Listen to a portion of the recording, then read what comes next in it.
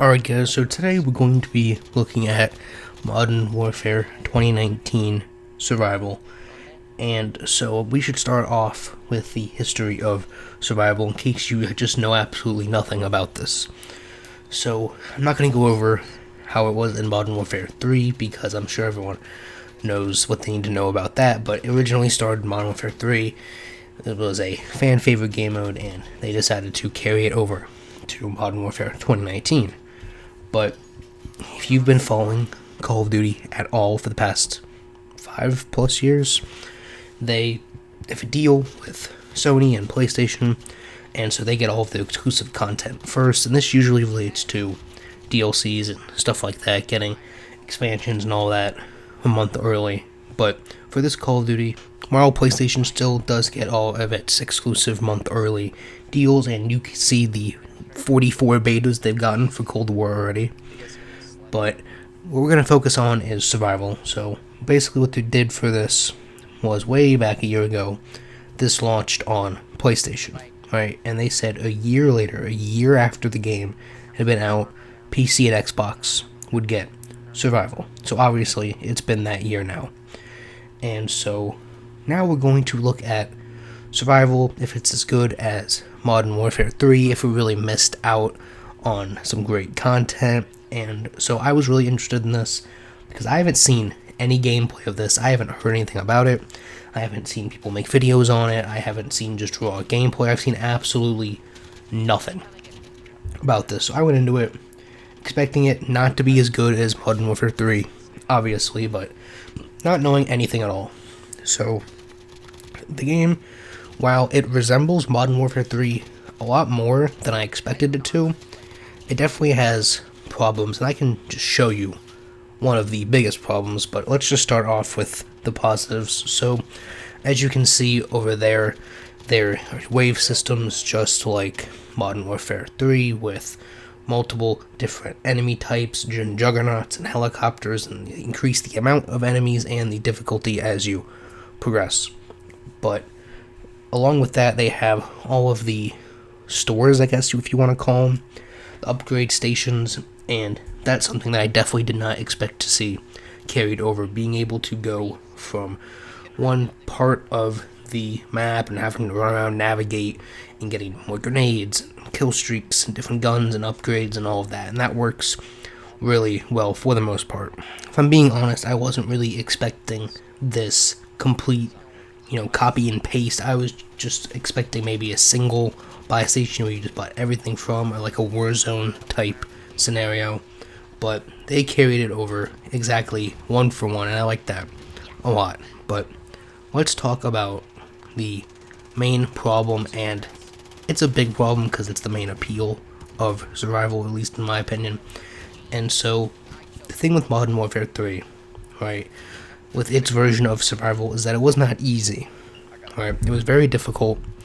Once you got to the higher waves, you started dying constantly. You had to have riot shields and sentry guns and predator missiles and have your campy claymore spots. You had to really have a really good strategy in order to make it far. And that's not so much the case. For example, here we're playing on Shoe House, and we survived a very, very long time just camping up here and locking down the doors. And this is with 3 people. I'd argue that you can do this with 2 people. Maybe even by yourself if you have a sentry gun or something. And so speaking of the sentry gun, let's move on to another problem that kind of ties in with the difficulty. So not only is it easier in the sense that while there are armored enemies, they're all one shot to the head. So as long as you have halfway decent aim, you can take a lot of them out. But the Juggernaut and helicopter rounds don't feel as threatening. Juggernauts go down relatively easily, and the helicopter rounds are so few and far between, and there's so many explosive options in the game that it's relatively easy to take them out. So that's the difficulty, but the main problem is the kill streaks.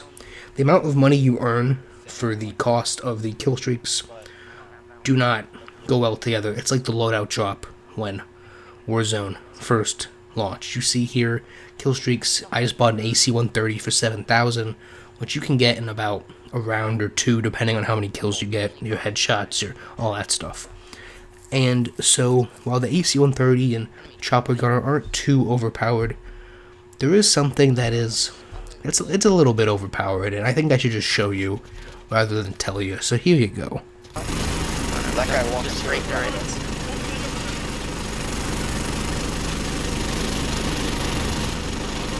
It's a quality concept. How Once boring the is Juggernaut this? comes in here.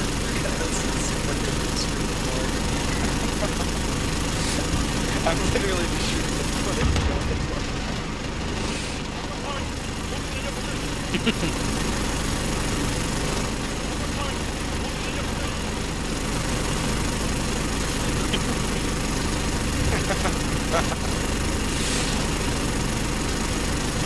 How much money do we have, Nick?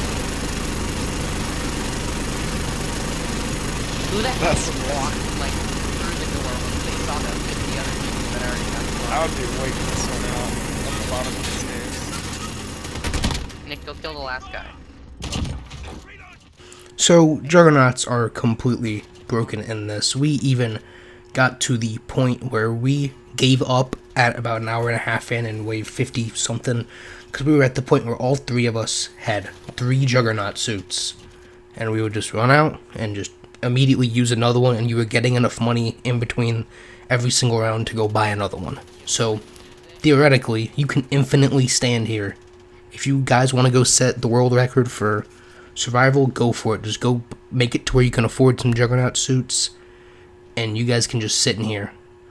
And the sad part is, the AC-130 and the Chopper Gunner don't even compare to the Juggernauts, because you have to protect yourself with these things, and can't hit enemies inside. But with the Juggernauts, as long as you have 2 people on Shoot House, at least, for example, you just both look one way and you are good to go. You can infinitely survive. I mean, we eventually had to just leave this spot because we got too bored. We were just shooting at walls, not even seeing the enemies. And so now a lot of you are going to be like, well, that's not the fun of survival. You know, you got to run around and make it difficult for yourself, but that wasn't the case back in Modern Warfare 3. You set up the best defenses that you had the scummiest little pixel peaks that you could find, and it was still almost impossible to survive for very long, especially with the suicide attack dogs. I know you guys remember those. So, with that all being said, I don't hate survival. I just think that definitely has room for improvement, but with one, it being exclusive to PlayStation for an entire year and Warzone, I think that this really got absolutely no attention over the past year. This is probably how it launched, and it hasn't changed much, and that makes sense, strictly because of Warzone's popularity, and no one's probably playing this. I didn't even know this was coming out. I totally forgot about this. So, with that being said, you guys let me know what you think about survival. If you like this more than Modern Warfare 3 survival, what your highest round is, if this is just a specific shoot house incident, or if maybe I play on another map, if it'll actually be difficult. But I came to the conclusion that you can probably find some hole to sit in on every single map and just hold an angle, especially with one-shot headshots. You can just tear through groups of enemies. But that's my opinion on survival. You guys let me know what you think, and I'll see you guys on the next one.